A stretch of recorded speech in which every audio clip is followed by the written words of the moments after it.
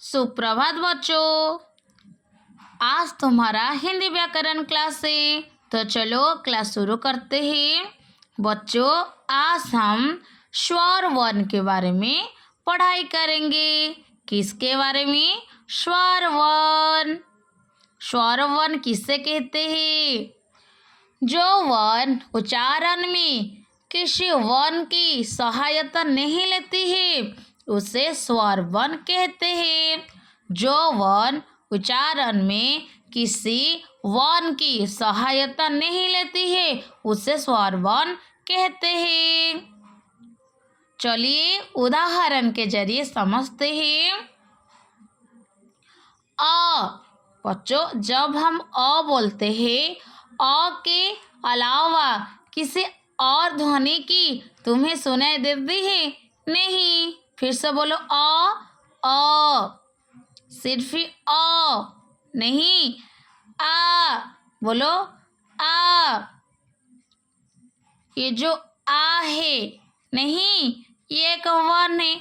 जब हम आ को उच्चारण करते हैं और किसी वर्ण की ध्वनि तुमको सुनाई देती है? नहीं। ई। जब हम ई बोलते हैं तो ई के अलावा और किसी वर्ण की ध्वनि तुम्हें सुनाई नहीं देती है, सिर्फ ई। छोटी ई, बड़ी, है ना? ई। छोटा ऊ, बड़ा ऊ, यानी कि ऊ।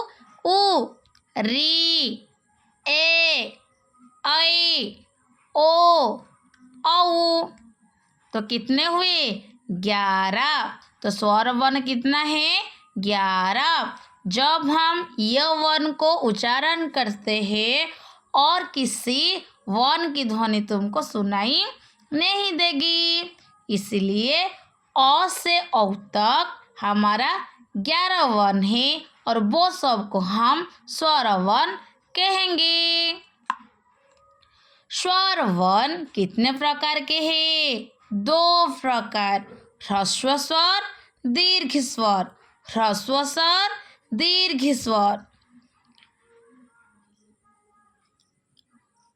इनके बोलने में कम समय लगता है।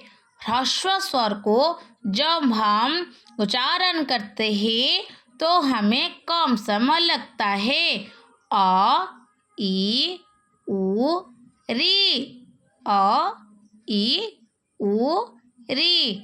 ह्रस्व स्वर 4 होता है। अ को उच्चारण करो।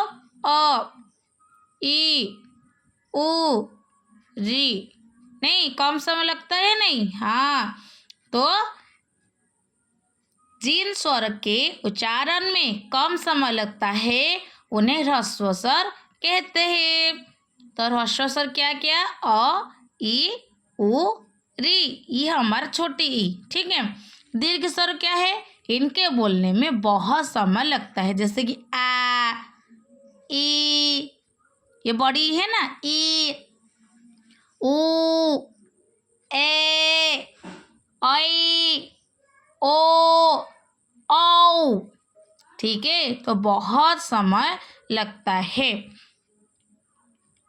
तो दीर्घ स्वर क्या है? जिनके बोलने में बहुत समय लगता है उन्हें हम दीर्घ स्वर बोलेंगे। आ, ई, बड़ी, नहीं, ये बड़ा ऊ है। ए, ऐ, ओ, औ। कितने हुए? 7, है ना? दीर्घ स्वर 7, ह्रस्व स्वर 4।